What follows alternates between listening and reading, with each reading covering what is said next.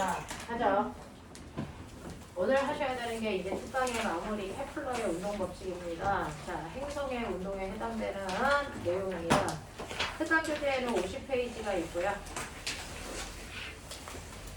자, 이 내용을 가지고 앞부분에 이해가 안 됐던 문제들이 풀릴 수 있게끔 해보죠. 정신 차려서 따라오셔야 됩니다. 자, 누구나 다 처음 배우는 부분이에요. 자, 여러분들이 하셔야 되는 케플러의 운동 법칙은요. 실제로 지구에 있는 물체만 움직이는 게 아니고요. 천체에 있는 물체들도 운동하고 있어요. 그럼 천체에 있는 물체들도 운동의 규칙성이 지구에 있는 물체들과 뭐가 다르고 뭐가 똑같느냐, 어떤 특징을 가지고 있느냐라는 고민들은 많이 오랫동안 했죠. 그래서 우리가 이제부터 해야 되는 건 하늘에서 움직이는 행성의 뭐에 대한 얘기, 운동에 대한 얘기를 하자는 거죠. 실제로 행성들이 어떻게 움직이는지는요. 지금 우리가 알고 있는 천체 물리학자나 천문학자들이 관심을 가지기 이전부터 많은 과학자들이 관심을 가졌단 말이죠. 옛날에는 별을 보고 하늘의 운을, 나라의 운을 점쳤던 사람들도 있어요. 점성술사라고 하는 그런 사람들이 천문학자의 시작점이 된 거죠. 그 사람들이요. 실제로 하늘에 있는 그 천체들의 운동을 그냥 눈으로 본 게 아니고 사실은 대단히 과학적으로 측정한 사람들이거든요. 그 중에서 티코 브라헤라고 하는 사람이에요. 되게 오랜 시간 동안에 한 20년에 걸쳐서 하늘에 있는 천체들의 위치를 정확하게 관측해서 기록했어요. 엄청나게 정확하게 관측했습니다. 자료가 대단히 광범위합니다. 20년 동안 관측했어요. 그것도 맨눈으로, 아무런 관측기구도 없이 맨눈으로 그 행성들의 위치를 관측해서 기록해 놓은 사람이에요. 근데 이 사람이 관측해서 기록해 놓고 나서 문제는 이 관측해서 위치가 바뀌는 그런 것들을 관측하고 나서 얘네들의 규칙적인 성질을 수학적으로 증명하고 싶었는데 수학적 지식이 떨어지는 사람이어서 그 옆에 있는 나라의 케플러라는 사람한테 내가 가지고 있는 20년 동안 관측한 자료를 가지고 같이 분석하자라고 했습니다. 그래서 둘이 정보를 분석하기로 약속을 하고 나서 티코 브라헤가 방광염으로 죽었어요. 방광염이요? 네, 그래서 티코 브라헤가 가지고 있었던 모든 정보를 케플러가 다 유선으로 받았죠. 그래서 케플러는요, 그 자료를 20년 동안 수학적으로 분석합니다. 그래서 이 20년 동안이라고 하는 시간 동안에 분석한 결과를 우리가 간단하게 이 식으로 얻어낼 수 있었던 거죠. 한 사람의 20년에 대한 수고로움이 우리한테는 이 정보를 오는 겁니다. 그래서 실제로 이 행성들의 운동이 어떤 규칙성을 띠고 있는지를 설명하는 사람이 케플러거든요. 그래서 케플러의 운동 법칙 우리는 이렇게 단순하게 배우지만 사실은 많은 과학자들이 이걸 알아내기 위해서 엄청난 노력을 했다라는 겁니다.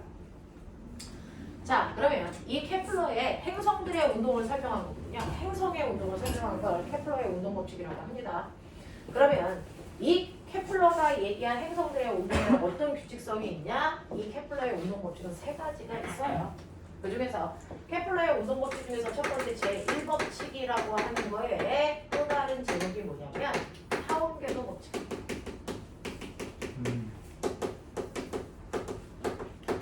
자, 두 번째 법칙이 제2법칙이라고 하는 건데 희나쌤이 했다고 그랬으니까 좀 다른 속도로 해서 내용을 아시는 건가요? 자, 네. 이거를 면적 속도 유선 법칙이라고 합니다. 네. 다 얘기하셨어요? 아, 네. 그냥 얘기 안 하셨잖아. 그냥 물리에서 할 거라고 오히려 그냥 넘어가셨어요. 대충 넘어가셨어요. 나는 치약에서 할 거라고 그냥 대충 넘어가야지. 어딘가에서 하겠지. 자, 화학에서 하실까? 분명해서 하신대요. 그러도록 하자. 재산쌤한테 말씀드리도록. 자, 그러면 케플러의 법칙 중에 제3법칙이라는 것도 있죠. 이걸 우리가 조화법칙 이렇게 합니다. 자, 그래서 여러분들 타원궤도 법칙이라고 하셔도 되고 케플러의 제1법칙이라고 하셔도 무방해요. 그렇죠? 자, 이렇게 세 가지 법칙이 있는데 이게 바로 행성들이 움직일 때 규칙성을 설명한 법칙들이다.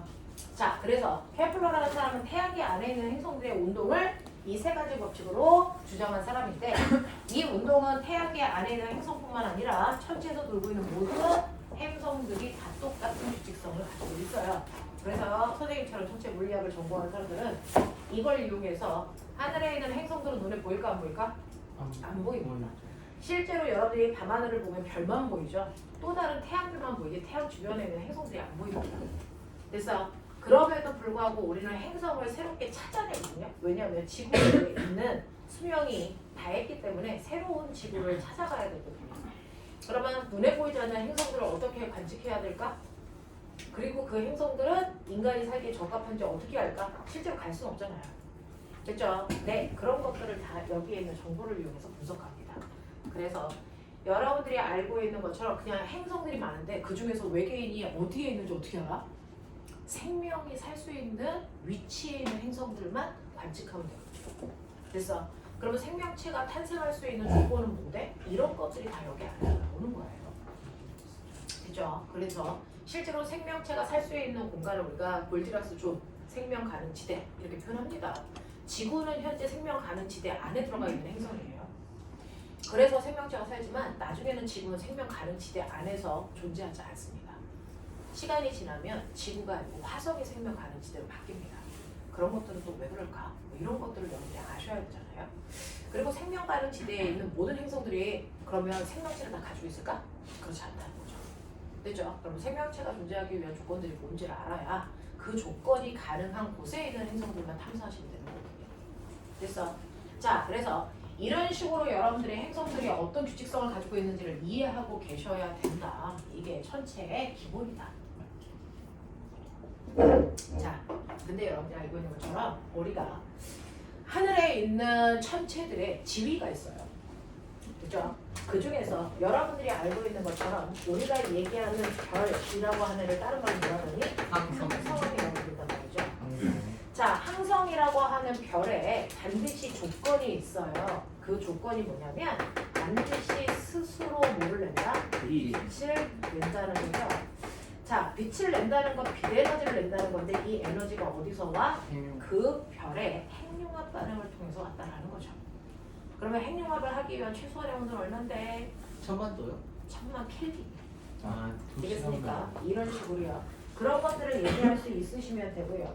그랬을 때 별들은 어떻게 진화해? 이런 거를 이제 히라세마다 배우는 게 맞습니다. 그래서 그건 이제 히라세마한테 배우시는 게 맞고요. 자, 그런가 하면 우리의 태양계 안에는 유일하게 스스로 빛낼 수 있는 애가 딱 하나밖에 없죠. 그러니까 태양만 스스로 이렇게 빛을 낸다고요. 그렇죠? 그러면 이렇게 태양이라고 하는 별을 중심으로 돌고 있는 천체들이 있겠죠. 그렇죠? 이렇게 별을 중심으로 운동하는 애들만을 우리가 뭐라고 할 수 있다? 행성이라고 할 수 있다. 이렇게 얘기하는 거예요. 그러면 태양계 안에는 이렇게 태양을 중심으로 돌고 있는 우리가 얘기하는 행성이라고 하는 게 몇 개 있냐면 8개 있어요. 수금지와 목토, 천해. 됐습니까? 그래서 그 8개의 행성에 대한 특징들을 여러분들이 중3 과학 시간에 배우실 겁니다. 됐죠? 그 얘네들의 운동의 규칙성에 대해서 우리가 설명하겠다. 뭐 이런 얘기예요. 되겠죠? 자, 그런가 하면 이렇게 태양을 중심으로 돌고 있는 행성 중에서 우리한테 제일 가까이 있는 건 지구겠죠. 우리는 지구에서 사니까. 자, 그럼 지구라고 하는 행성을 중심으로 돌고 있는 애는 없어? 있죠. 됐습니까? 네, 이렇게 행성을 중심으로 운동하는 아이는 뭐라고 그럽니까? 위성이라고 불러요.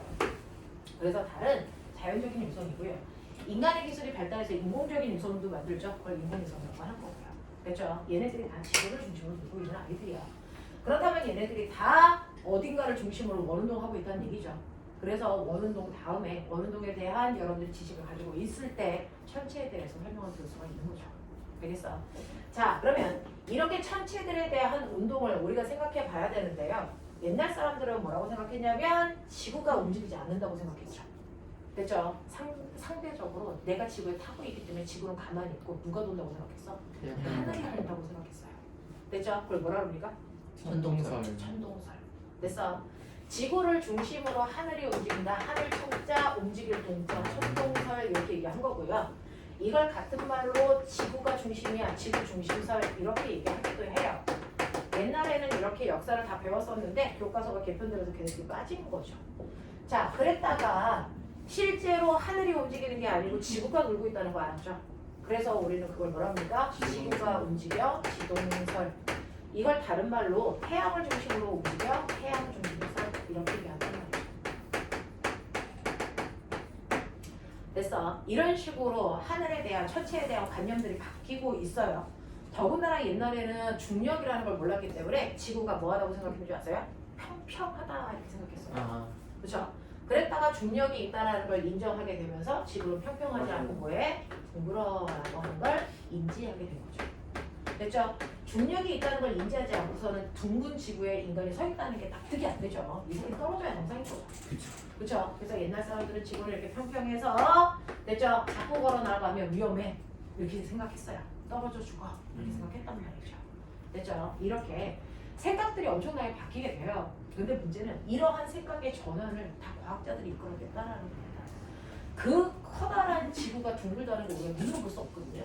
요즘은 인공위성이 있어 찍으면 되지만 옛날 사람들은 지구가 둥글다는 거 어떻게 알았을까? 이거 다 옛날에 중학교 교과서에 다 있었어요. 네. 교과서가 개편되고 다 빠져버려가지고 그래서 네 그런 것들을 여러분들이 배울 수 없지만 실제로 이렇게 지구가 둥글다라는 증거들은 대단히 많습니다. 찾고 걸어 나갔더니 오지사 우리 다 만나고 오늘도 있죠. 마젤란이라고 하는 선장의 세계 일주 됐습니까? 뭐 이런 것들 됐어? 해가 뜨는 시간이 동쪽으로 갈수록 빨라 이것도 지구가 둥글다는 증거입니다. 됐어? 뭐 이런 식으로 지구가 둥글다라는 증거들도 사람들이 찾아내서 아 결론적으로 둥글구나 라고 하는 걸 인정하게 되다라는 거죠. 자 그러면 이런 식으로 천체들의 운동이 변하는데 그 운동을 정확하게 정리한 사람 됐죠? 케플러 어떤 얘기했는지 볼게요. 첫 번째는 타원궤도 법칙이라는 걸 설명하는데요. 실제로 지구가 태양을 중심으로 돈다라고 생각을 했던 이 당시만 해도 실제로 태양을 중심으로 지구가 어떻게 돈다고 생각했는지 아세요? 정확하게 동심원을 그리면서 돈다라고 생각을 했어요. 그래야 항상 태양으로부터 일정한 뭘 받습니까? 90력. 아, 90. 됐죠? 그래서 지구가 공전하는 속도가 항상 어때? 일정. 됐어? 이렇게 단순한 운동을 한다고 생각했단 말이야. 근데 관측을 해보니까 지구에서 보면 지구가 도는 게 아니고 태양이 이렇게 도는 것처럼 보이죠? 그러면 지구가 일정한 거리를 놓고 원운동 한다면 태양이 이렇게 지구를 돌 때도 일정한 거리 안에 있어야 될 거 아니야? 근데 이 거리가 그때그때 달라져. 너네 거 느낄 수 있다? 여름하고요 겨울철에 태양의 크기가 다르게 느껴져요. 됐어? 태양이 더 크게 보일 때가 있습니다. 여름. 됐어? 이런 식으로 해요. 자, 그래서 이런 식으로 태양의 움직임을 관측해 보니까 실제로 일정한 거리 안에 있지 않다라는 거죠. 그러면은 얘가 도대체 돌 때 어떤 궤도로 돌고 있어? 이걸 엄청나게 오랫동안 케플러가 고민한 거예요. 됐죠? 그랬더니 실제로 이렇게 태양을 중심으로 지구가 도는 건 원궤도가 아니다. 무슨 궤도다? 타원 궤도를 그리면서 돈다. 라고 하는 걸 알게 된 거예요. 그럼 원하고 타원이 뭔데? 라고 하면 원은 하나의 중심으로부터 같은 거리만큼 떨어져 있는 점들의 모임이죠. 이게 원의 점이죠. 됐죠? 하나의 점으로부터 같은 거리만큼 떨어져 있는 점들의 모임이 원이다. 그러면 타원은요? 라고 하는데 하나의 중심이 아니고 두 개의 초점이요. A 초점, B 초점. 맞아요. 자, 여기에다가 이렇게 여러분들이 됐어. 네, 그 앞점 같은 걸 꼽아놓고요. 일정한 길이의 실을 여기와 이렇게 연결했다고 쳐요. 그래놓고 여기다 연필을 꼽아가지고 이렇게 돌리시면 됐죠? 어떤 일이 발생을 하냐면 어느 지점이든지 A 초점으로부터 떨어져 있는 거리가 6cm야. B 초점으로부터 떨어져 있는 거리가 4cm야. 이걸 더하면 얼마야? 10. 됐어? 근데 여기에 와도요. A 초점과 B 초점의 거리를 합하면 얼마? 10. 여기에 와도 A 초점과 B 초점의 거리를 합한 값이 얼마? 10.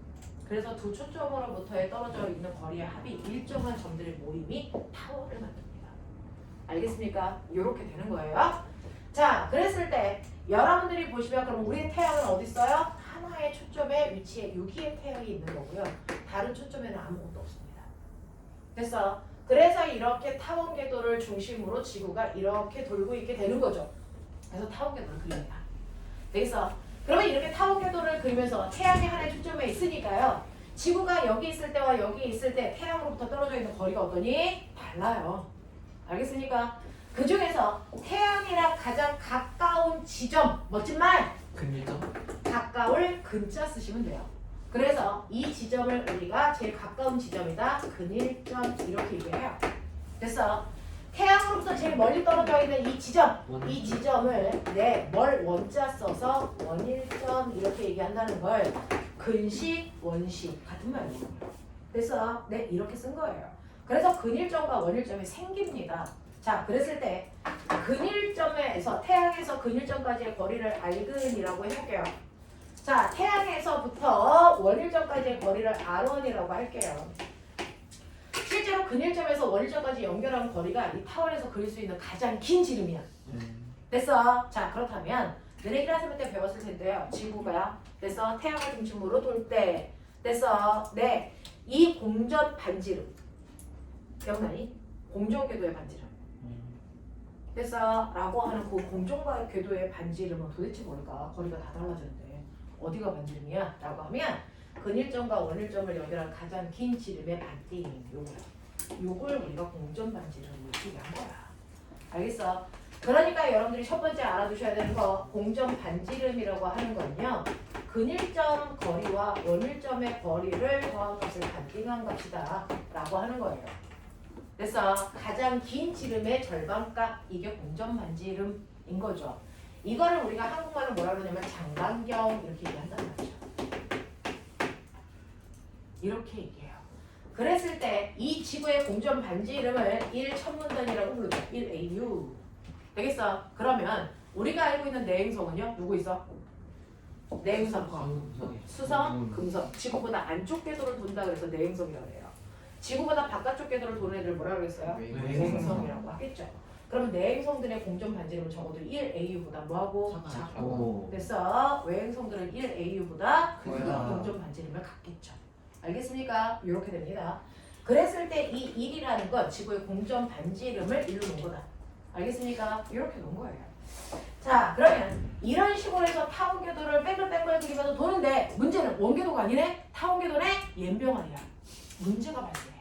뭐냐면 근일점에 있을 때와 원일점에 있을 때 뭐가 달라지냐면 태양으로부터 떨어져 있는 거리가 달라지니 태양과 지구 사이에 서로를 잡아당기는 뭐가 생기는데 만유인력이 생기겠죠. 그걸 우리가 태양의 중력이라고 하는데 이 태양의 만유인력이요. 근일점에 있을 때 태양이 지구를 잡아당기는 힘과 원일점에 있을 때 태양이 지구를 잡아당기는 힘이 같겠니 다르겠니? 다르겠죠. 어디가 더 쓸까요? 당연히 근일점이 훨씬 더 그늘점이 세겠죠. 됐죠?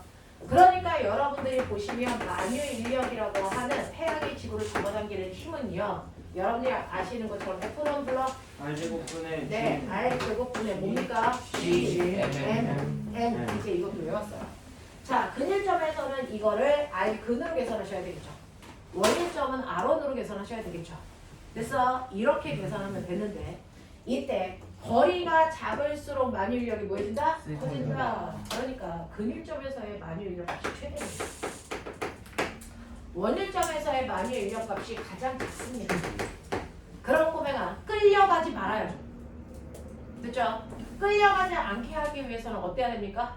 적어도 만유인력의 크기만큼의 뭘 만들어야 되니? 원심력을 만들어야죠. 다시 말해 부심력을 가져야 된단 말이죠. 그러니 근일점에서의 만유인력의 값을 우리가 그 구심력을 어떻게 구하냐면 R분의 어떻게 구해요? M, V 제곱 이렇게 구하죠? 됐죠? 근일점일 때는 이걸 R근 이렇게 해서 이렇게 날려보시면 됐죠? 각각의 지점에서 돌 때 필요한 속력이라는 게 나옵니다. 속력이 나오죠. 자, 그 중에서 여러분들이 속력을 보시면 근일점에서의 속력이 얼마여야 되냐면 루트 얼마여야 됩니까? R, 근, 분의 뭐여야 되니? GM이어야 되는 거죠. 됐어. 원일점에서 지구가 돌고 있는 속력은 얼마입니까? 라고 하면 이게 루트 R, 1분의 GM이어야 된다는 얘기예요. 이해가 됩니까? 그러면 결국 분자값은 똑같으니까 뭐 떨어져 있는 거리에 따라 속력의 크기가 달라져야 된다는 얘기야. 무슨 말인지 알지? 그 중에서 거리가 큰 쪽은 속력이 뭐해지고 작아지고 거리가 작은 쪽은 속력이 뭐해진다는 얘기야? 커져야 된다는 얘기지. 그래야 안정적으로 돈다는 얘기지. 무슨 말인지 알겠어? 그래서 근일점을 지날 때 지구의 공전 속도 더럽게 빨라요. 가장 빠릅니다. 그쵸? 원일점을 지날 때 지구의 공전 속도가 제일 뭐 할까요? 느리다. 그래서 일정한 속도로 지구가 공전하는 거 아니구나. 알겠습니까? 이런 얘기예요. 그래서 하루에 지구가 공전할 때 평균 1도 돈다 그랬죠. 그래서 네, 근데 사실은 그건 평균값이라는 거죠. 실제로 부위에 따라서 1도 도는 위치도 있고 아닌 위치도 있다는 얘기야. 무슨 말인지 알겠어? 이런 얘기라는 거죠. 그래서 근일점에서 지구가 도는 공전 속도는 최대여야 된다. 원일점에서 지구가 도는 속도는 최소여야 된다라는 거야. 그럼 꼬매가 지구가요. 그걸 인지해요. 그래서 근일점에서 원일점으로 갈 때 속도는 점점 뭐하고요? 감소하고요. 원일점에서 근일점으로 갈 때 속도가 점점 뭐해지니까 빨라져요. 이걸 정확하게 조절할 수 있는 능력이 있는 아이들만 태양계에 살아남아 있는 거예요. 8개. 맞아. 그걸 제대로 조절하지 못했던 아이들은 태양이 맨 처음에 만들어질 때요. 태양한테 먹히거나 아니면 우주로 튀겨나간 거예요. 알겠어? 정리가 된 거죠. 서열 정리가. 됐으니까 자 이런 식으로 이 아이가 움직이는구나. 일정한 속도가 아니구나. 알겠어? 그럼 머리가 있는 척해요. 그러면 각각의 지점에서 속력이 달라지네. 그 속력은 떨어져 있는 거리와 루트의 반비례하는 값을 갖겠네. 이런 얘기. 알겠습니까? 이렇게 됩니다. 자, 그래서 이런 식의 것들이 생긴다. 나중에 가면 이것도 아니네 라고 하는 걸 이제 알게 되겠지만 우리는 자 이렇다라고 생각을 하시면 돼요. 됐죠? 네, 왜 아니어야 될까?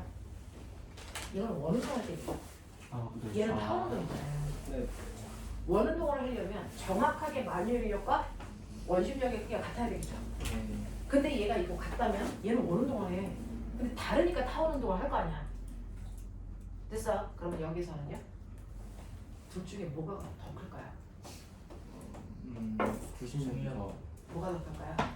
나중에 이렇게. 뭐가 더 클까요? 네, 나누면서. 뭐가 더 클까요? 원심력이 더 커서 밖으로 나갑니다. 원궤도보다 바깥으로 나가죠. 원궤도보다 바깥으로 나가죠. 원심력이 들어갑니다. 아야 왔구나.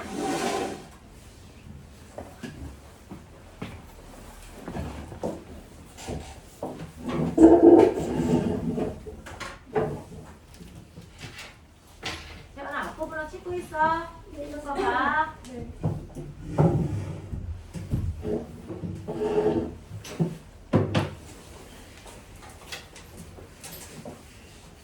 이거 보고요.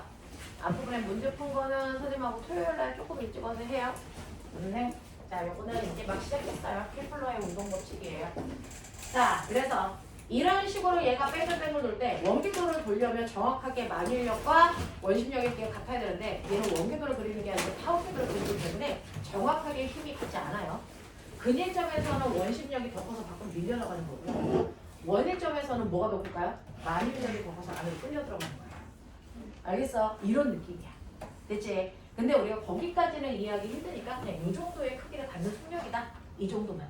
알겠어? 네. 나중에 과거 가서 선생님이 가르쳐주고 틀렸어요 라고 얘기할까봐 됐어? 짚어준 거야. 근데 우리는 그냥 이 정도만 기억하면 된다. 이 정도의 크기다 라고 하는 거. 그래서 근일점에서는 도는 속도가 빠르고요. 원일점에서는 도는 속도가 근일점보다 훨씬 느리다 라고 하는 것만 인지하시면 됩니다.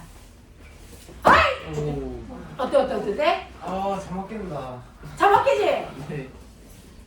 자, 진표야. 거기 창문 좀 열어. 머리가 깨지고. 환기 한번 시키자.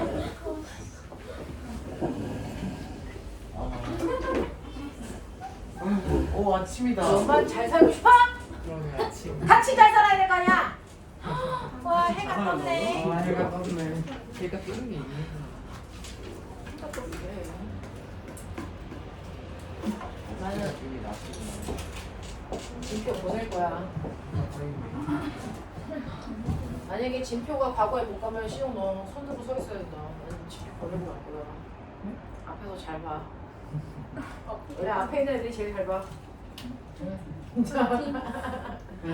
어? 그런가 보다. 아이고 되죠. 저게 무슨 과학적 이유가 있나 보다. 그런 얘기. 자, 그래서 실제로요. 하늘에서 돌고 있는 지구와 같은 천체들은 태양을 중심으로 도는데 태양을 중심으로 돌 때 원궤도가 아니고 타원궤도를 그리면서 돌아요.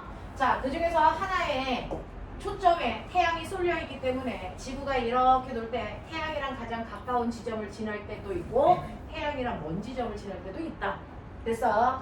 그래서 타원궤도를 그리면서 돈다라는 얘기를 채연이가 못 들어서 다시 그려요. 자, 이렇게 태양이 하나의 초점에 쏠려 있다. 한쪽으로 쏠려 있다. 그래서 지구는 이렇게 타원궤도를 그리면서 돌 수밖에 없다. 자, 이 타원궤도를 그리면서 돌 때 태양이랑 가장 가까운 지점을 우리가 뭐라고 한다? 근일점이라고 하고 태양이랑 가장 먼 지점을 우리가 뭐라고 한다? 원일점이라고 한다. 그 중에서 근일점에 있을 때는 태양이 지구를 잡아당기는 힘인 만유인력의 크기가 최대가 된다. 태양이랑 가장 멀리 떨어져 있을 때는 태양이 지구를 잡아당기는 만유인력의 크기가 가장 작은 최소값이 된다.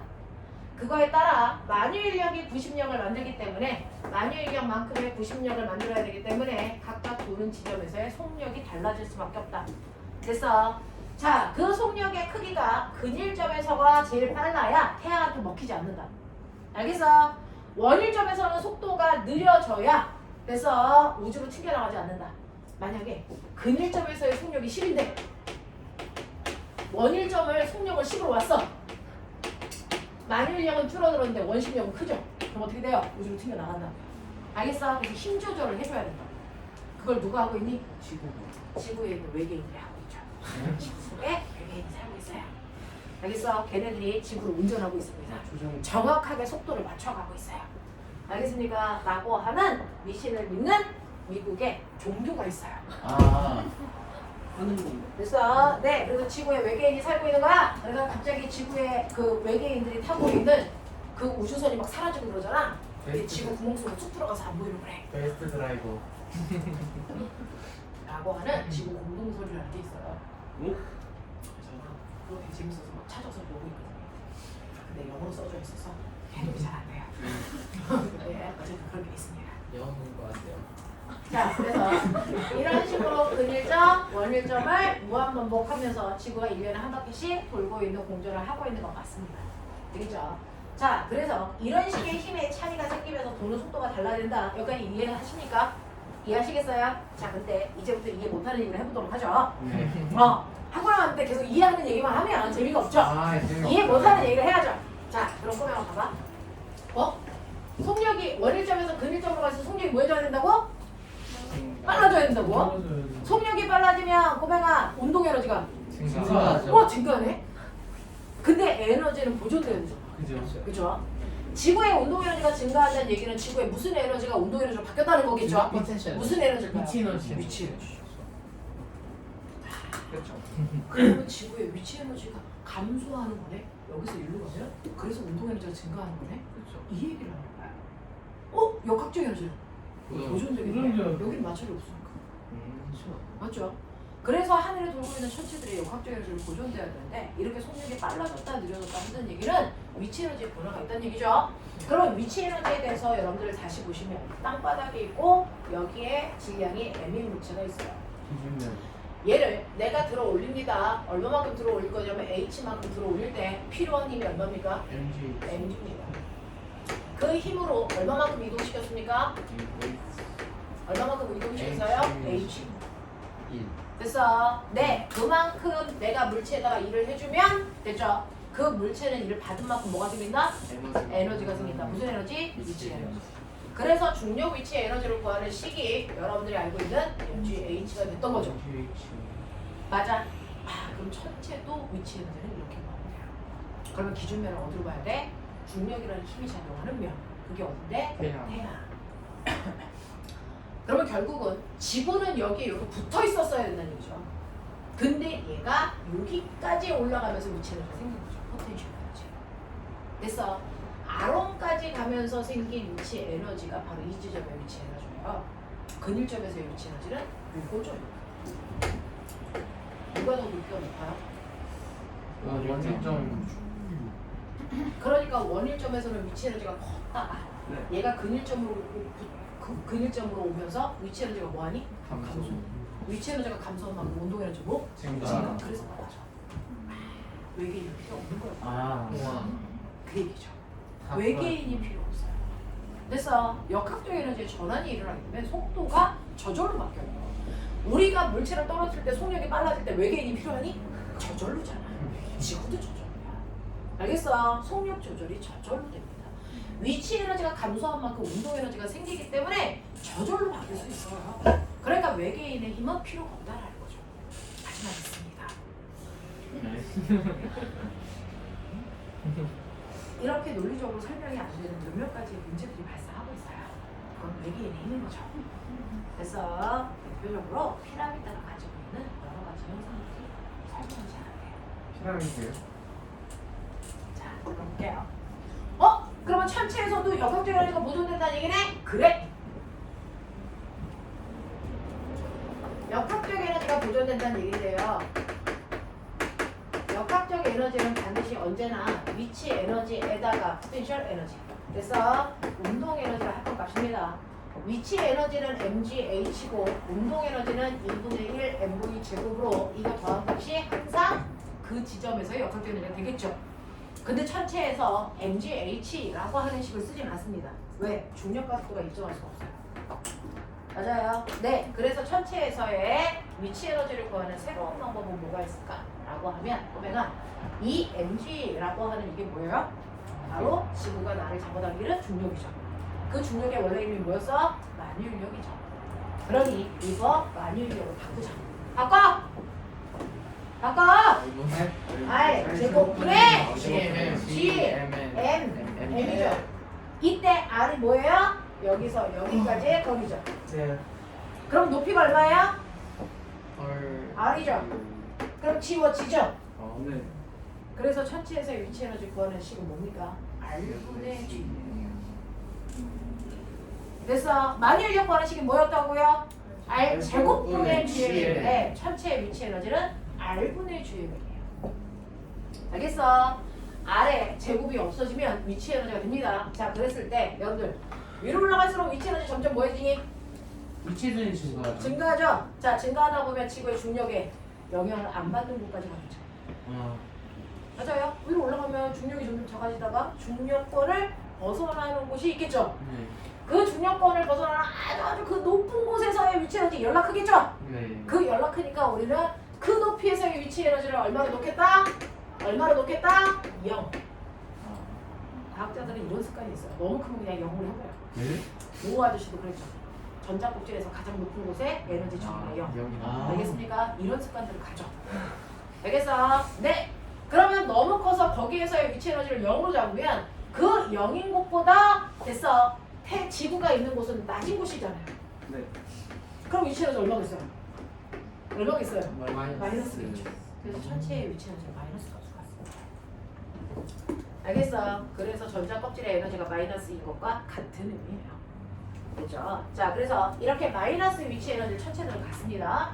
자, 그 다음에 운동 에너지. 우와. 운동 에너지 천체에서의 운동 에너지 이렇게 구하면 돼요. 근데 속도가 막 바뀌잖아요.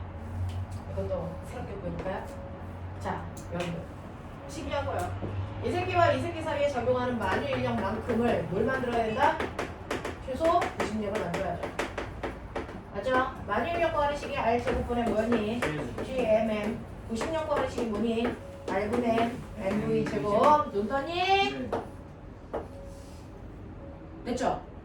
이렇게 지워지면서 어떤 일이 발생하냐면 이쪽에 남아있는 게 MV 제곱인데 MV 제곱이 이거란 말이야. 보여? 그러면 양변에 2분의 1만 곱하면 운동의 에너지가 되겠죠. 납득이 됩니까? 납득이 됩니까?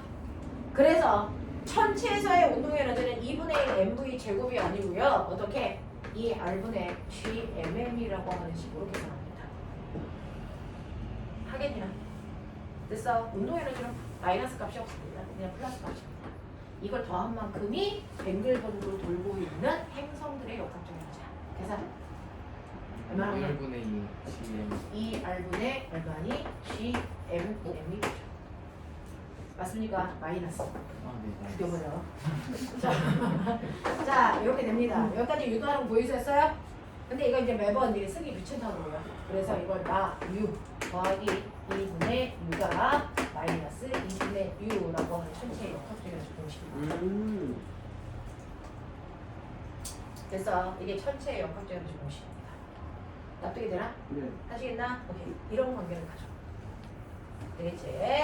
자, 이렇게 된다라고 하는 거야. 그러면, 선생님, 운동 에너지를 이렇게 구할 수 있다고요? 네. 그러면 이 R분의 G, M, M이 2분의 1 MV 제곱이라서 2 띄고 M 띄고 그렇다면 V는 얼마가 되니? 루트 R분의 GM만큼의 값을 가지면 된다. 네. 맞아? 네. 이렇게 가지면 됩니다. 자, 이속력을 유지하고 있는 아이가 누구다? 운동이성이어야 된다. 됐죠? 그래서 오늘 속력 중에서 이제 지구에 있는 물체가 아니고요. 천체 단위로 얘기하면 여러분들이 알고 있는 우주 제1 속도라는 게 있고 우주 제1 속도라는 게 있어요. 그래서 우주 단위의 속도가 있어요. 우주 제1 속도가 뭐냐면 바로 지구들을 뺑글뺑글 도는 인공위성 속도예요. 그 인공위성 속도 V는 뭡니까? 루트 R분의 뭐라고요? GM이라고요. 근데 너네요 아까 그 만유유형 R 제곱분의 뭐였다고요? GMM이 바로 나의 뭘 만든다고요? 무게. 그러면 이렇게 날아가죠? 하이!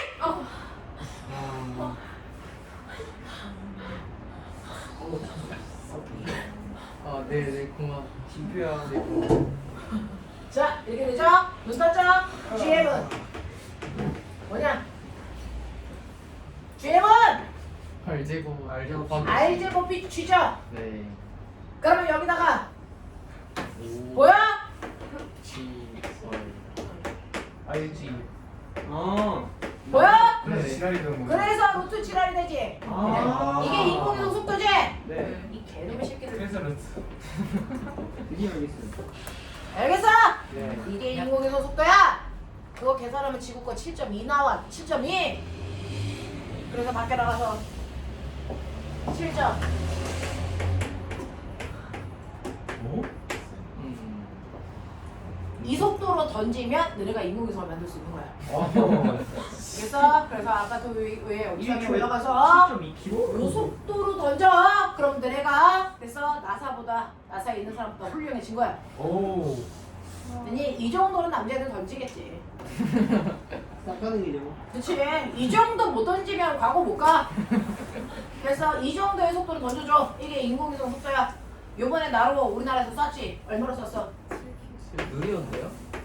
이걸로 쐈죠. 중력과 속도가 달라요. 그래서 중력과 속도가 달라. 네. 되겠습니까?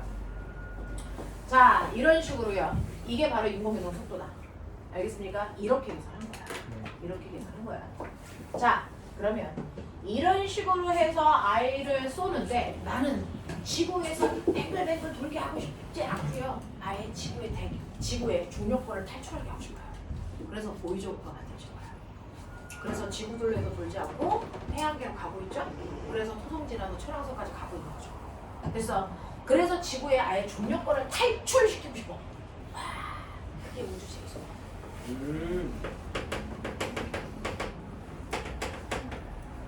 납득? 납득? 오케이. 그러면 자 탈출하기 위해서는요. 됐죠? 너네가요. 공을 던져 지구에서. 얘가 지구의 중력권을 벗어나고 싶으면 어떻게 하면 돼? 중력이 작용하지 않는 곳까지 가서 속력이 열리면 되지. 네. 그 중력이 작용하지 않는 그 높이에서의 위치는 지금 얼마였어? 얼마였어? 0. 네. 0. 아, 0. 0. 0. 0. 0.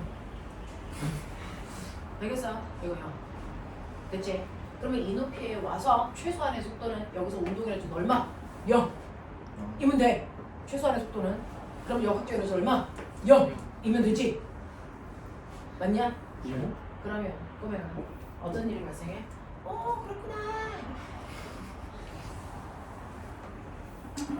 그 높이까지 와서 속력이 0이면 된댔지. 땅바닥에서 속력이 0이라고 안 했어. 머리 돌려. 그러면 결국은 뭐야? 바닥에서 던졌을 때 운동 에너지가 됐어. 저 높은 곳에서의 역학적 위치 에너지의 크기와 뭐 하면 된다고? 같으면 된다고. 그치?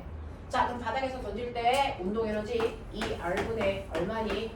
GMM 다시 말해서 뭐니? 2분의 1 mv 제곱 맞아? 예. 자 바닥에서 던질 때 이 운동 에너지가 저 높은 곳에서의 됐어 위치 에너지의 크기면 돼. 그 위치 에너지가 얼마? R분의 GMM 납득? 납득되냐? 네. 리얼 버전? 오케이. 자 그랬을 때 속도는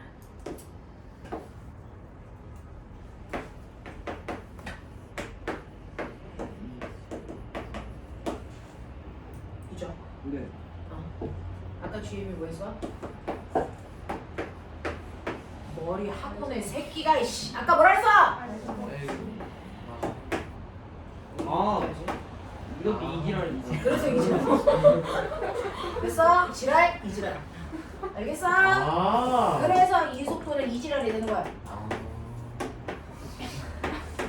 됐어? 이게 지구에서 대략 12km, 11점 얼마? 이렇게 나와요. 알겠어? 그래서 지랄, 이지랄, 오되면 병신. 알겠어? 이런 거. 납득? 아, 이런 거구나. 천체에서의 운동 에너지와 위치 에너지의 관계를 이용해서 인공위성 속도를 계산해낸 거야. 네. 그럼 그래서 인공위성을 저렇게 던지면 나가겠네요. 개소리야. 말을 똑바로 해야 되냐. 자, 이 속도로 이렇게 하면 되죠? 그래서 인공위성하고 로켓은요 한 끗 차이야. 속력을 어떻게 하느냐. 그래서 내 지구에서 속력을 얼마로 하느냐에 따라 인공위성이 될 수도 있고, 그래서 보이적으로 될 수도 있고. 그죠? 네, 이 정도로 남자들은 던질 수 있어요. 유현진 정도면 이 정도 던져줘야 돼. 유현진, 그리고 평범한 우리는 요 정도.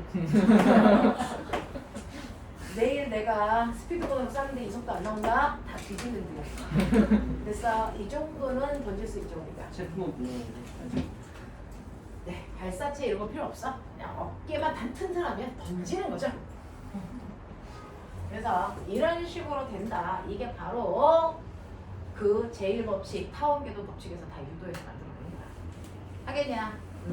이런 것들. 그래서 여러분들이 이렇게 인공위성 속도, 그 다음에 탈출 속도 이런 것들 어떻게 만들어내는지 보시면 돼요. 그렇게 해서 계산한 값입니다.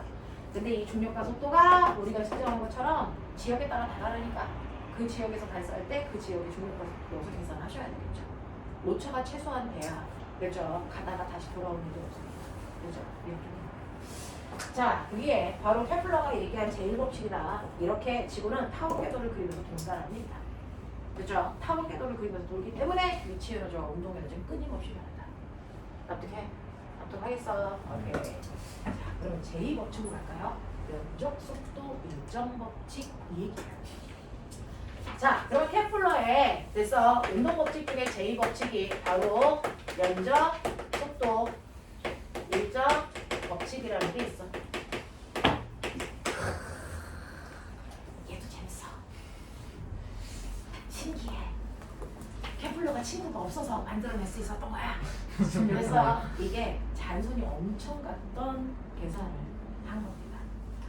자, 보시면 이렇게太阳을 중심으로 타원 궤도를 그리면서 지구가 이렇게 돌고 있어서 근일점과 원일점이 이렇게 만들어져요. 근일점과 원일점을 연결한 지름이 이 궤도에서 그릴 수 있는 가장 긴 지름이에요. 됐죠? 그거의 절반값이 지구의 공정궤도 반지름인 거고요. 납득을 하죠? 네. 자, 그랬을 때 여기 중심으로 점을 4개 찍어볼게요. A, B, C, D 요거란 말이죠. 됐죠? 자, 도는 빠르기가 달라요. 어디에서 제일 빨리 돌아요? A. A에서요. 근일점에서의 속력이 제일 빨라야죠. 그러면 여기서 여기까지 오는데 훅 오는데 걸리는 시간하고요. 그래서 어디에서 속력이 제일 느려요? D. C에서. C에 어디요? 원일점에서 속력이 제일 느리죠. 네. 그러면 여기서 여기까지 가는데 걸린 시간하고요. 같을까 다를까 어떤 새끼가 더 길까 막 이런 게 궁금한 거예요. 네. 됐죠? 네. 뭘 궁금해야 뭔가를 알아내죠. 궁금한 게 없는데 알아낼 수가 없잖아요. 이 새끼 궁금했대요. 여기서 여기까지 가는데 걸린 시간하고 여기서 여기까지 가는데 걸린 시간하고 누가 더 길까? 얘는 알아요. 이제 여러분들도 알게 됩니다. 그게 바로 뭐냐면 실제로 각각의 부위마다 지구가 움직이는 공전 속도가 다 달라. 됐어. 그래서 근일점에서 연락 속도가 빨라. 됐어. 그래서 한 달 동안 뛰어! 그러면 이제 지구가 연락 뛰겠죠. 네. 되죠? 여기까지 한 달 동안 왔어. 자, 그랬을 때 이 한 달 동안 지구가 이렇게 움직이면서 태양을 중심으로 그린 부채꼴의 면적을 우리는 지구가 쓸고 지나간 면적이라고 합니다. 이걸 S1이라고 표현합니다. 그렇죠? 자, 그럼 똑같이 한 달 동안 너도 뛰어봐. 원일점에서 뛰래요. 됐죠? 원일점은 속도가 느립니다. 그래서 원일점에서 한 달 동안 뛰면 얘가 한 달 동안에 속도가 느리니까 이만큼 가겠지? 됐죠? 자, 요만큼 오는 동안 태양을 중심으로 쓸고 지나간 부채꼴의 면적 S2. 이걸 또 친구가 없으니까 할 짓이 없지. 누가 더 큰지 계산을 하는 거야. 우리 템플러가. 결론. 같다? SO가 ST이 같다. 이게 같다. 같은 시간 동안에 쓸고 지나간 면적이 같다고요. 이게 면적 속도 일정 법칙입니다. 알겠어? 면적 속도 일정 법칙은 같은 시간 동안에 쓸고 지나간 면적이 같다라는 겁니다. 하나의 천체가 돌 때. 그래서 속력은 다르더라고.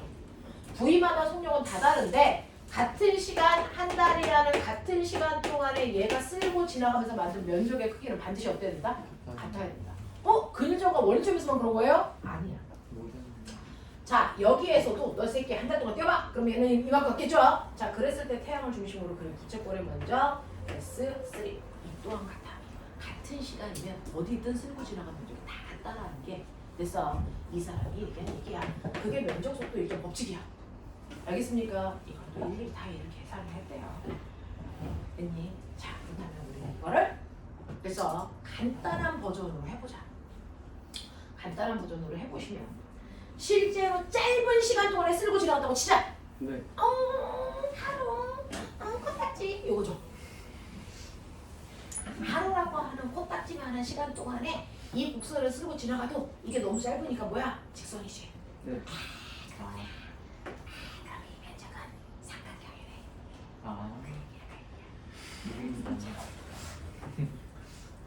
그러면 한 달 동안에 이만큼 움직였네. 직선이지, 직선. 됐어. 직선. 코딱지만큼이지. 그러면 이제 얘는 이렇게 되겠지. 됐어. 요 면적이잖아. 이 같대. 그런 얘기잖아. 케플러가 얘기한 게. 그러면 나 삼각형 넓이 구할 수 있는데? 햇님 반에서 배웠어. 됐어. 밑변 곱하기 높이 곱하기 2분의 1 그거 하자고. 근데 코딱지야. 자, 요 길이가 얼마죠? 여기. 우리 거속시에서 배웠어. 속력 곱하기 시간. 대단히 짧기 때문에 속력은 바뀌지만 너무 짧기 때문에 별 차이가 없어서 네. 근일점에서의 속력을 집어넣으면 돼. 됐어? 네. 그래서 근일점에서의 속력에다가 거기까지 가는데 걸리는 시간 하루 이거 곱하면 돼. 그럼 요 길이가 나와. 됐어? 너무 짧으니까. 됐어? 네. 여기 높이가 얼마야? 그냥 이거 반지를 써도 돼. 엄청 정확한 거야. 대충 하는 것처럼 보이지만 알근. 됐어? 곱하기 2분의 1. 요거라고. 납득 버전? 오케이 말이. 자, 그러면 이제 요거 원일점. 2분의 1 V1 T 나론. 우와, 같네. 이거야. 되겠어? 자, 그랬을 때 2분의 1 T 2분의 1 T 똑같다. 보여? 보여? 네. 그럼 뭐가 보이냐면 V근 R근이 뭐라고? V1 R1이라고. 그래서요. 이걸 가지고 뭐 할 수 있냐면 근일점과 원일점의 길이가 1대3이라고 치자. 그러면 속력비 3대2. 이게 1대3이면 속력은 얼마? 3대1 입니다. 되겠어? 그래서 간단하게 각각의 지점의 속력의 비율을 우리가 구할 수 있어요.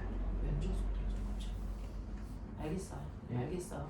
실제로 행성이 돌 때요. 속력을 R 제곱분의 GMM이 R분의 MV 제곱이다 이렇게 놓고 계산할 수가 없어. 왜? 얘는 원운동을 하는 게 아니고 타원궤도를 그리기 때문에. 그래서 만유인력과 원심력이 같지 않거든요. 됐죠? 그래서 속력의 비율을 이렇게 면적 속도 일정 법칙으로 해결하시면 돼요. 알겠어? 이렇게 가. 쉽죠? 거리에 반비례하는 속력을 갖는다는 얘기야. 되겠지? 네. 자, 여기까지는 이제 여러분들이 수치로 이제 보여요. 자, 그럼 이제 생각을 아까 그거 마무리해줘. 태양 있어. 지구 돌아. 장반경은 김지름의 절반이야. 그랬을 때 여기가 A, B, C, D 이거죠. 자, A에서 B까지 가는데 걸린 시간과 내가 물어봤었잖아.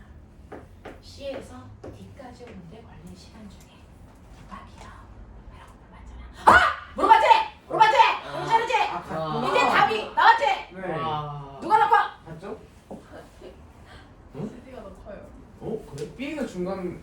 입 다물어.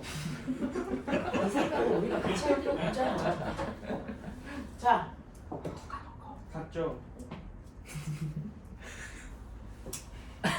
시간이요. A에서 B까지 가는데 걸린 시간하고요.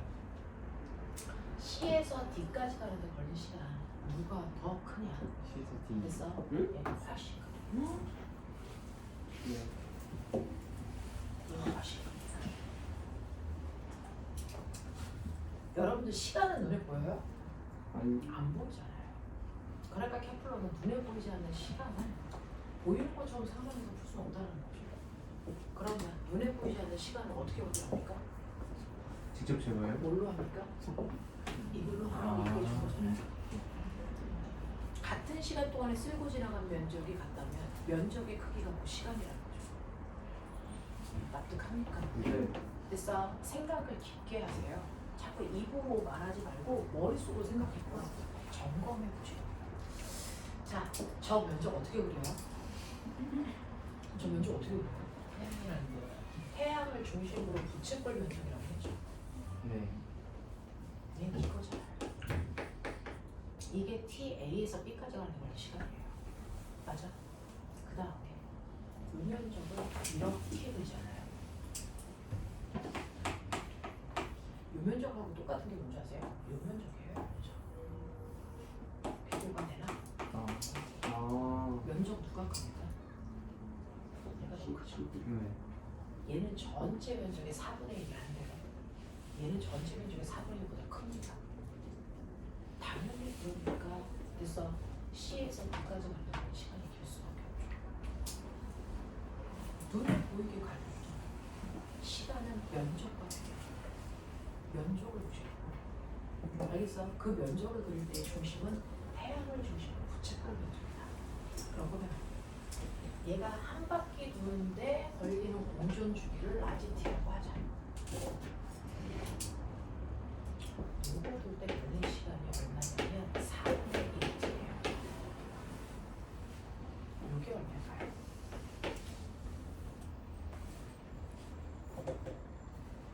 (4분의 1) 얼마 됐다? 8분의 1이에요. 얼마일까요? 4분의 30? 8분의 8분의 3. 3이지. 왜냐하면 여기서부터 여기까지 있는 절반이 아. 2분의 1t가 되죠. 이제 알겠죠? 네. 면적 속도 일정 법칙이라는 게 갖는 의미를 알겠죠? 시간은 눈에 보이지 않습니다. 그렇죠? 시간은 눈에 보이지 않아. 눈에 보이지 않는 시간을 우리가 어떻게 사고할 수 있느냐. 눈에 보이는 형태를 바꾸자. 그게 바로 쓸고 지나간 면적이다. 쓸고 지나간 면적이 곧 걸린 시간이다라고 하는 거죠. 됐어. 그래서 이 면적은 그대로 이 면적이랑 같습니다. 그래서 CD의 면적을 물어보시면 옆에 있는 AB의 면적이랑 비교해 보시면 되겠죠. 이렇게 된다고요. 그래서 A에서 C까지 오는데 전체 면적의 절반이니까 한 바퀴 도는데 걸린 시간의 절반만큼의 시간이 걸려야 돼요. 2분의 1t.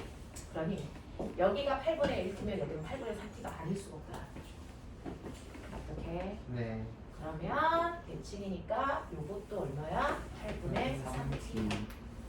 알겠어? 요것도 얼마야? 8분의 1t. 여기 돼야지. 되겠니? 요럴 수 있다. 됐죠? 그래서 속력 어떻게 구하는 거지? 다음 대로 그릴 때 속력은 이렇게 해요. R제곱분의 GM은 뭐 할 수가 없습니다. 그죠? 이렇게 속력의 비율을 보시고 그리고 걸린 시간 이렇게 한다. 멋지죠? 이런 것들 해결할 수 있게끔 뭔가 어려운 걸 복잡한 걸 단순하게 할 수 있게끔 해주는 게 과학자들이 해줘야 되는 일입니다. 자, 그럼 면적속도 일정 법칙이 뭔지 알았어. 이제 마지막 말 하면 돼. 뭐야? 조화 법칙. 이 사람이요. 이걸 발표한 논문의 제목이 좋아요, 좋아. 그래서 그 논문의 이름을 따서 조화 법칙 이렇게 붙여놓고요. 그래서 자, 그러면 케플러가 얘기한 제3법칙이 조화 법칙이라는 거야. 그래서 히라스님은 지구과학에서 어디를 포인트를 놓고 설명하셨는지 모르겠지만 여기 놓았습니다.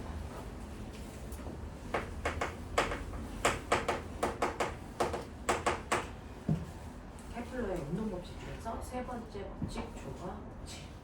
뭔가가 조화롭네 이런 얘기야.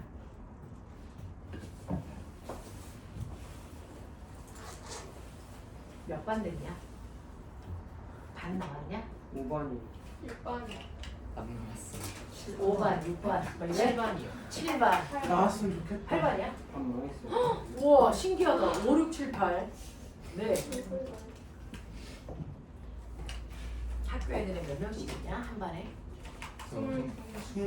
네, 20명 정도. 30명. 30명 썼어요. 너는 여중 아니야? 아니요. 누가 여중이었지? 아 지민이가 여중이지. 너는 몇 명이야? 저거? 여자들만 뭐 하는데 한 반에 25명씩 들어가? 우와. 20명인데? 네, 20명 왜 정도. 이렇게 적어? 너몇 명인데? 30명인데? 응? 20명대가 아직도 있어. 개떠치로 많구나 애들이. 야, 요즘에는 20몇 명도 엄청 많다라고 그러는데 선생님 학교 다닐 때 63명이었다. 와. 이렇게 63명 앉아있다고 생각해보세요. 와. 이만한 교실 아니잖아요. 여러분들 지금 교실의 크기는 학교 교실의 크기는 변화가 없어요. 거기에 그냥 63명이 앉아있었던 거예요. 와, 엄청. 그거 다 그거 그러니까 애들 나. 뒤에 있는 캐비넷 뭐 이런 것들이 없죠. 그냥 다 와. 책상으로 밀어버린 거죠. 세 63명이 앉아있으니 진짜. 그 63명의 아이들이 그래서 깜찍스. 공부를 한다고 적어요. 선생님은 진짜 63명이었거든요. 한 반? 아마 부모님들도 그런 세대일 텐데 밤에서 찍으면 진짜. 20몇 명이 앉아있으면 가족과 같은 분위기겠다. 앞에 그래서 가짜만 빼면 나 돼요. 끝에 있는 아이들은 서로 이름도 잘 쟤도 우리가 있었어? 뭐 이런 애들도 사실은 있었어요. 가족 같은 분이. 자, 보시면 조합법칙 여기 갈게요. 네. 네, 재산법칙이고 계약하시면 학사 일정 가지고 오셔요. 아마 저기 달력으로 주실 텐데 시험 날짜 이거 확인하세요. 네. 그렇죠? 중간고사가 있는 학교 없는 학교 시험 날짜 이거 확인해서 네, 오늘 중간고사 대비 들어가고 이렇게 할 거라서 그거 계약하자마자 가지고 와주시면 되겠습니다. 아까 이제 여기 가구 애들 40명쯤 되는데 학교가 거의 40개에 가까운 학교들이 있어요. 각각의 학교 대표들이죠. 우리가 가져오지 않으면 대방 중에 대한 일정을 제가 알 수가 없어요. 준서 있잖아요. 준서? 아 준서가 대방이야? 네. 그렇구나. 준서 학교에서도 열심히 해? 열심히 할걸요? 빨리빨리요. 같은 반 아니에요. 멋진 아이죠. 너무 멋진 아이. 자, 준서도 입만 닥치면 더 멋질 수 있는. 너네들의 단점이지. 입 좀 그만 열어. 자, 그러면 조화법칙이요. 뉴턴이 아니고 케플러의 운동법칙 중에 재산법칙 조화법칙. 뭔가 조화롭다는 얘기야. 지금 여기까지는요. 지구 혼자 돌 때 일어나는 현상이야. 그래서 지구 혼자가 막 돌 때 일어나는 현상들을 얘기한 게 제1법칙, 제2법칙이야. 재산법칙은 태양계 안에 있는 8개의 행성이 돌 때 걔네들의 규칙성이 있죠.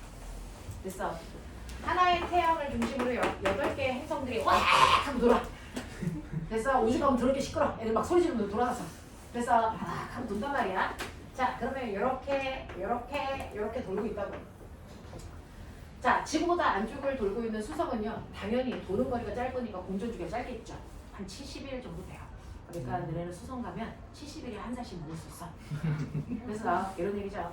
지구는 한 바퀴 도는데 365일 걸리니까 365일을 1년이라고 한 거예요. 그죠? 자, 지구의 시간으로 해왕성의 공전주기를 계산하면 100년입니다. 100년보다 더 길어요. 그러니까 해왕성에 가면 여러분들은 100년이 지나야 한 살 먹으니까 너네하고 나하고 동갑이야. 0살이야. 그런 느낌이야. 됐죠? 네. 그래서 실제로 한 바퀴 돌아야 되는 경로가 길기 때문에 오랜 시간이 걸리는 거 됐죠? 자명해요. 당연하죠. 얘가 지구보다 더 바깥쪽을 도는데 얘 50일 걸려. 그럼 이 새끼는 광속으로 돈다는 얘기죠. 됐죠? 뭐 이런 얘기 아니겠습니까? 그래서 열나 빨리 돌고 있는데 더 먼 거리를 돌아야 되기 때문에 훨씬 더 오랜 시간이 걸린다. 에서 끝나는 게 아니고 그러면 거기에는 규칙성이 없어? 이거죠. 더 먼 거리를 돌기 때문에 공전주기가 긴 것까지는 알겠는데 그러면 태양으로부터 떨어져 있는 거리와 공전주기 사이에는 규칙성이 없어? 이 새끼가 또 알아냈어. 있어. 뭐냐면 아까 공전 반지름 어떻게 구하는지 알겠죠? 네. 근일점과 원일점을 더한 값의 반택입니다. 자, 각각의 공전 반지름의 세제곱 값이 공전 주기의 제곱이랑 비례하는 값을 같습니다. 지구는요.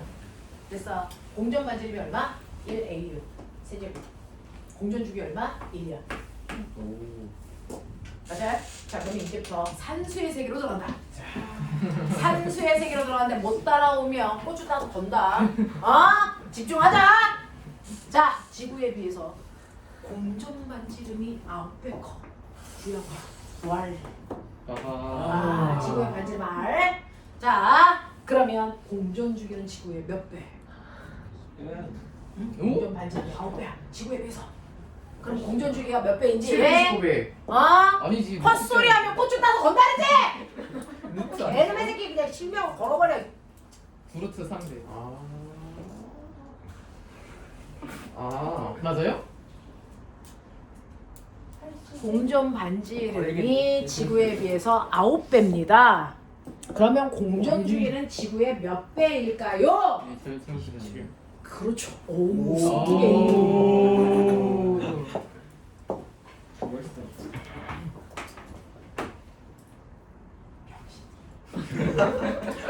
구에 세제곱이잖아.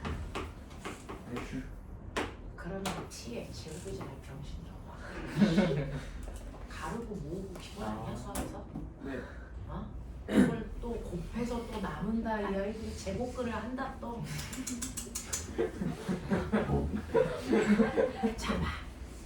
지구에 비해서 공전 반지름이 4배. 아이 공전 지금 얼마? 얼마? 얼마? 8배. 그렇지. 4 곱하기 4 곱하기 4. 그래서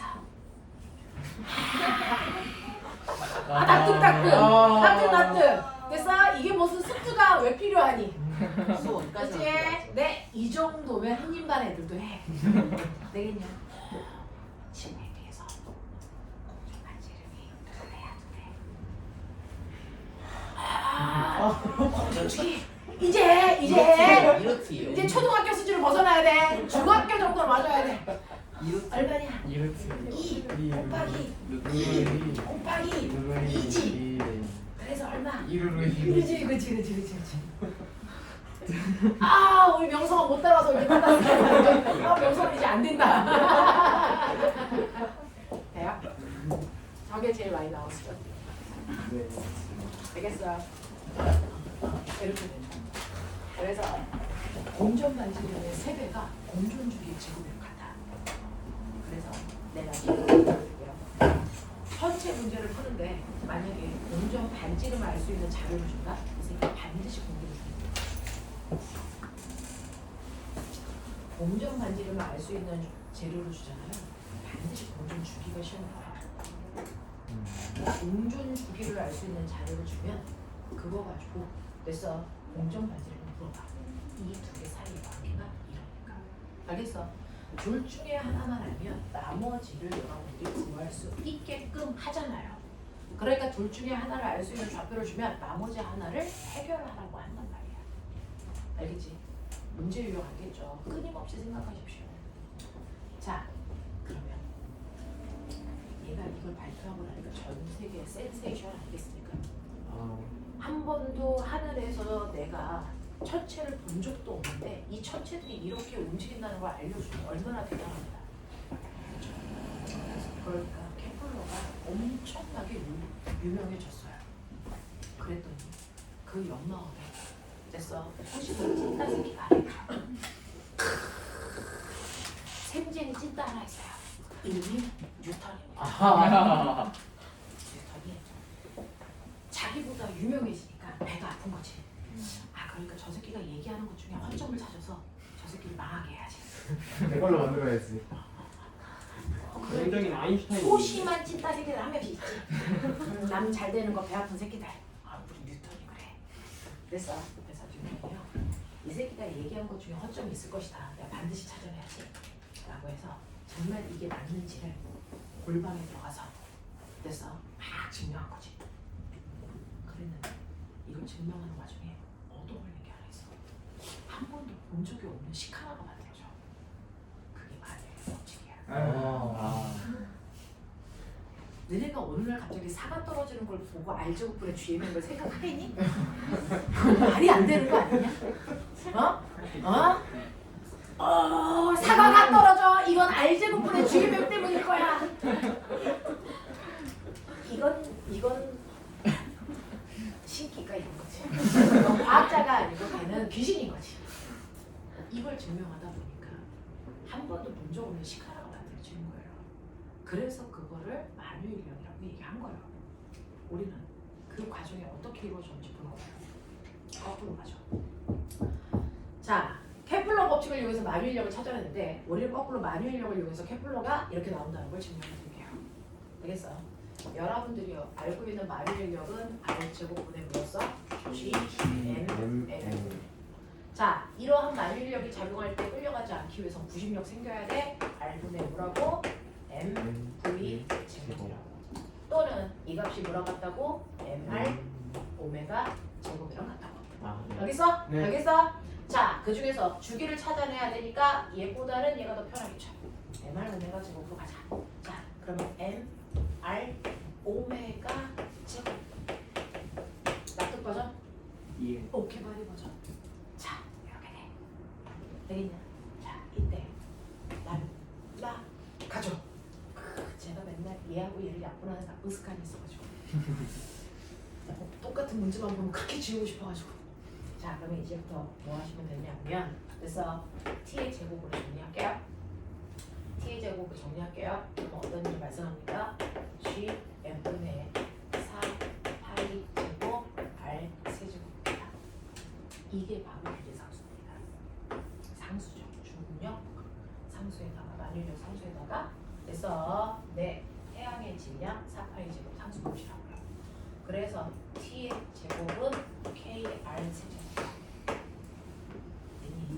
이때 비례상수를 없애면 비례가 나오죠. 케플러의 조합 법칙이에요. 이걸 이 새끼는 거꾸로 가져왔는데 이상한 게 보여. 오, 이게 뭐야? 질량이 힘을 만들어? 이거죠. 힘은 힘이 만든다고 생각을 했는데 질량이 힘을 만드네. 엄청나게 이상한 일이 발생한 거죠. 어떻게 질량으로 힘을 만들 수 있어? 아, 이거 만유인력 법칙이라고 하자. 근데 기자가 왔는데, 오, 이렇게 위대한 법칙을 어떻게 알아냈어요? 아, 제가요 소심해서 이 새끼가 맞는지 확인하려고 이 짓을 하다 보니까 얻어 걸려서 이 얘기 못 하잖아. 그래서 생각한 게 사과가 썰어지는 거. 아 불안해요 그냥. 사과가, 지구가 사과를 잡아야 되는 힘을 구했더니 이렇게 나왔습니다. 라고 개소리를 한 거죠. 사실 여기서 들어간 거예요, 이렇게. 알겠어? 자, 그래서 이렇게 조합 법칙이라는 걸 통해서 만유인력이라는 걸 알아낼 수 있게끔 한 거죠. 지금은 사람들이 케플러라는 사람의 이름 몰라도 뉴턴은 교실에 찐따는 아니고 다 아는 이름이죠. 지금 시험 그래서 자, 이럴 수 있어요. 서로의 논문을 모든 과학자들은 증명하거든요. 그러면서 새로운 것들을 발견하는 경우들이 종종 있습니다. 이렇게 됩니다. 자, 이게 케플러 법칙. 이거 물투에 있는데요. 똑같은 걸 두 번 들으니 얼마나 머리에 쏙쏙 이해가 될까요? 우리의 진표 먼저 자 해볼게요. 자, 이제부터 어려운 모든 문제는 진표가 풀어줍니다. 자, 진표 화이팅. 자, 가자. 51페이지 필수예제 13번. 요거 하나만 풀고 잠깐 끌어드릴게요. 우와, 빨주노 초반하고 색깔도 입혀. 우와, 야, 필기 이렇게 막 색색깔로 하는 거 오랜만이다.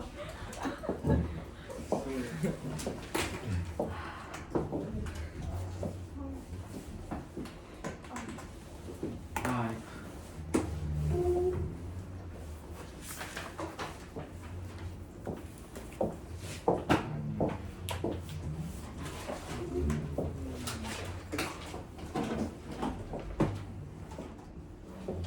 비스에 13번이요. 아닌데.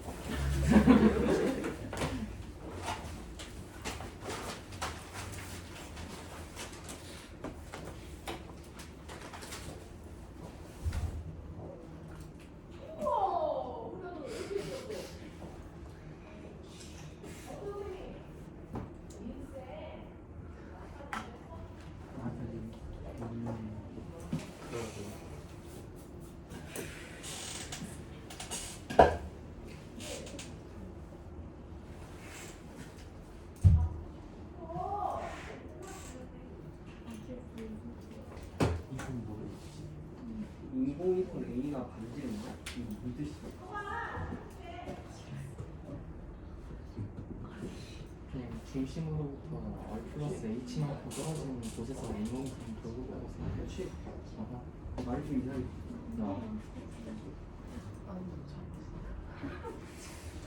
집 가고 싶다. 힘들.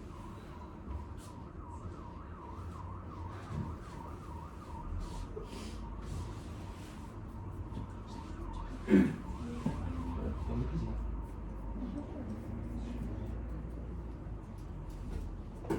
비에서의 중력과 속도라는 게 무슨 말이지?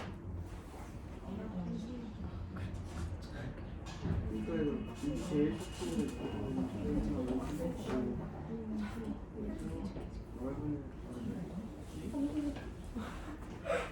수시라? 루트 이지가 이지랄이라는 거야. 아니 그냥 지랄. 지랄은 이상해. 루트 지랄.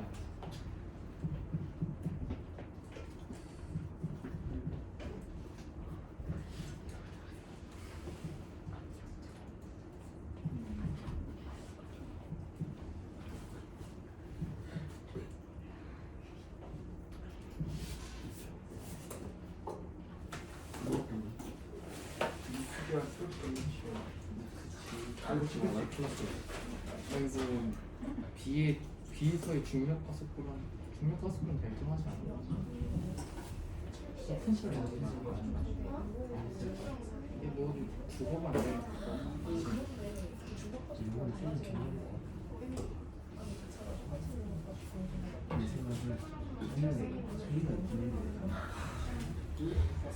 이거는 제가 지 않으니까 반지름이 들어서 이거를 수 없어요. 지를 이루는 4분의 1을 해서 4분의 1을 이상한 거 같은데? 모르겠어 이거. 모르겠어. 우리가 저거야. 약간 누구 닮은 거 같은데. 대충이 뭔가 약간 닮은 사람이 있는데. 그냥 아니요. 이거 못 풀겠어. 국어가 안 돼서 못 풀겠어요. 인공위성 A가 반지름 R 지구 둘레를 지표면으로부터 고도 H 궤도에서 중속 운동을 하고 있어요. 반지구 중력은 G라고 봅시다. 인공위성의 속력이 얼마겠습니까? 잘 알아요. 저도요. 이 새끼가 나 혼자 알고 싶었는데.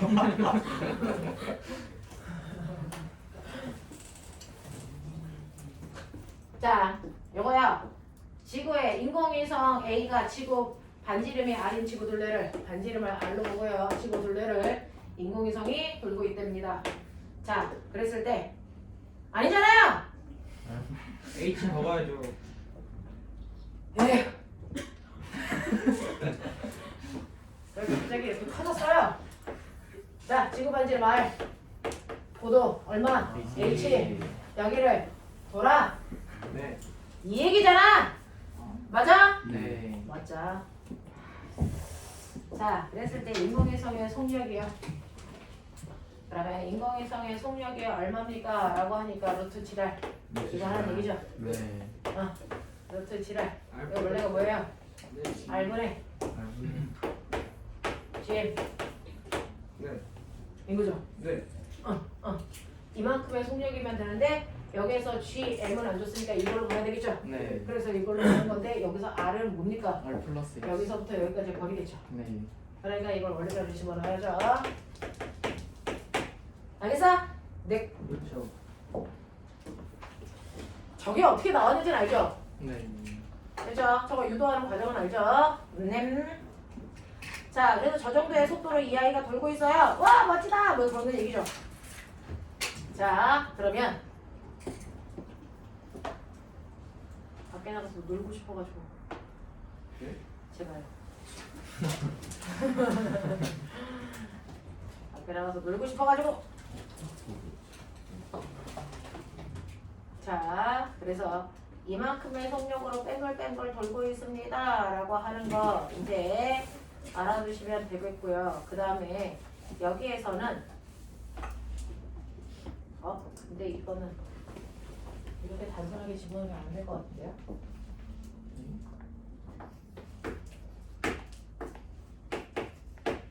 자 이제 이런 식으로 가면 돼요? 네. 되죠?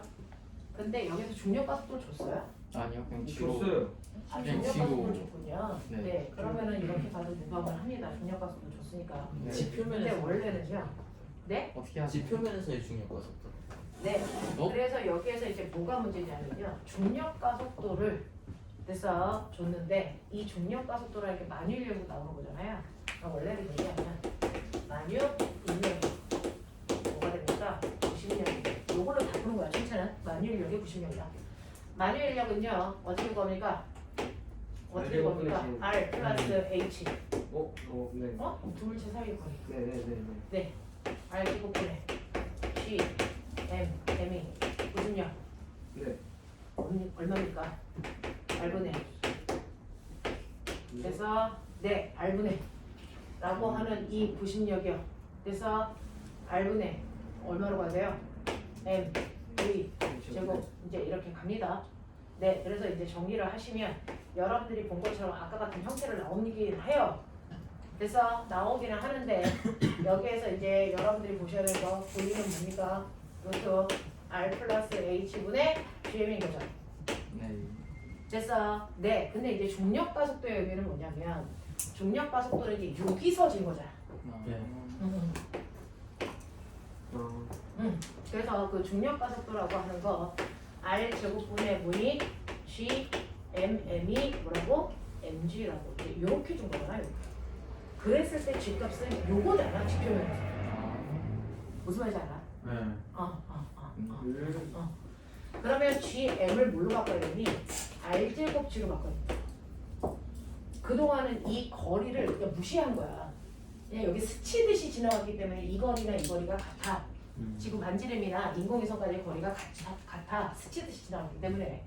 자, 근데 지금은 이제 인공위성까지의 거리가 엄청나게 멀다. 이런 전제조건을 해서 구한 거거든요. 그러면 이제 이렇게 되잖아요. 됐죠?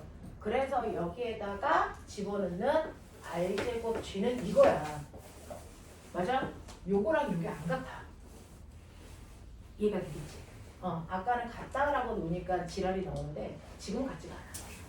그래서 사실은 원래는 이렇게 쓰는 게 맞아. 알겠어? 이렇게 쓰는 게 맞아. 왜 이렇게 되는지 기억해두자. 그래도 내 새끼들이 물품까지 이해를 하다니. 원숭이가 사람 돼간다. 자, 두 번째. 인공위성 A의 속력이 2분의 1로 지구 둘레를 등수 원동하는 인공위성 B가 있습니다.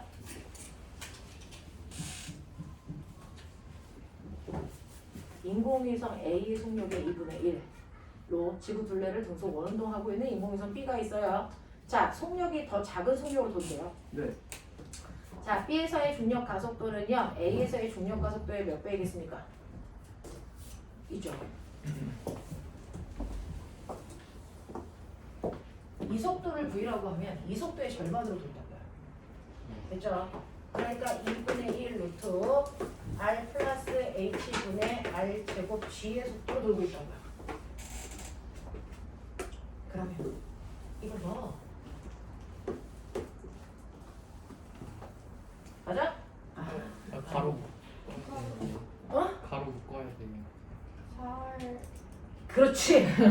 이 새끼들이 산수를 알게 됐잖아. 이거라고 이거. 이 속도로 돈다. 네. B라는 새끼가. 됐죠? 자, 그랬을 때 여기서 뭐 물어봤어? 중력 가속도. 네. 그러면 여기에서요. 중력 가속도의 크기는 얼마이겠습니까? 라고 하는 거죠. 그러면 우리 아까요. 이렇게 놓으면 여기에서 그죠? 여기에서 얘까지의 거리가 얼마인지 몰라. 같은 거리인데? 아니요. 그런 말이 없죠. 네. 그러면 이제 B는 여기서 됐죠? H가 아니고 얼마만큼 있다고 칠까? 뭐 H 얼마만큼 떨어졌다고 칠까?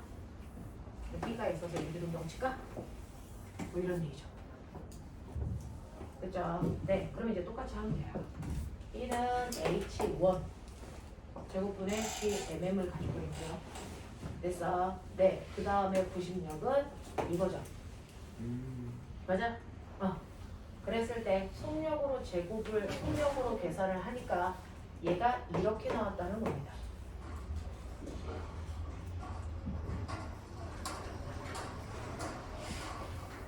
이게 얼마가 나오더니 G, M이 나왔다는 거죠? 네.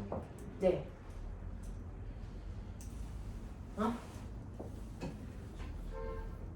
맞죠? 이렇게 나왔다는 거죠? 네. 어떻게 이렇게 나와? 이렇게 나왔다는 거잖아요. 이거 정리하면 아. V는 이렇게 나왔다는 거잖아요. 네. 근데 이거를 계산했더니 루트는 날릴게요. 귀찮으니까. 네. 이게 얼마예요? 이렇게 됐다는 거잖아요.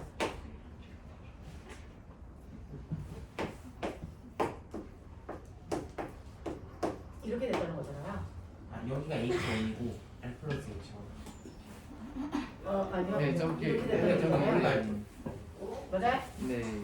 그러면 이제 이거 같잖아요. 아니 네. 그러면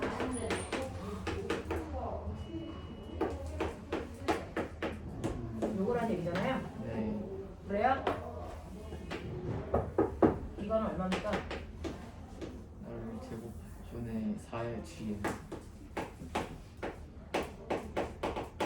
이거란 얘기잖아요. 맞아? 네. 원래 쟤는 얼마였어요? A 거는? 제곱분의 그냥 GM. 이거잖아요. 네. 맞아요? 그러니까 얘에 비해서 얘의 중력가 속도가 더 크다는 얘기예요. 네, 네, 네.